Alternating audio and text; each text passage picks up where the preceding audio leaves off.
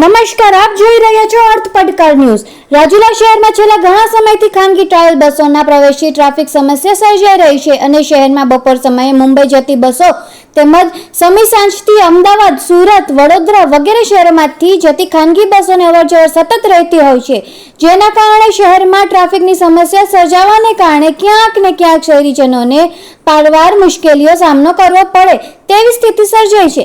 સાથોસાથ અકસ્માતો પણ ભય વર્તાઈ રહ્યો છે। ત્યારે આ બાબતે જિલ્લા કલેક્ટર દ્વારા ટ્રાફિકની સમસ્યા સર્જાવાને કારણે જાહેરનામું પણ બહાર પાડવામાં આવ્યું હતું અને શહેરમાં ભારે વાહનો પ્રવેશ પર પ્રતિબંધ આપવામાં આવ્યો હતો। કલેક્ટરનું જાહેરનામું હોવા છતાં પણ ખાનગી ટ્રાવેલ્સ એસોસિએશન સરકારના નિયમો અમલ કરવામાં આવતો નથી અને પોતાની મનમાનીથી શહેરમાં બસો પ્રવેશ કરીને પસાર થઈ રહી છે।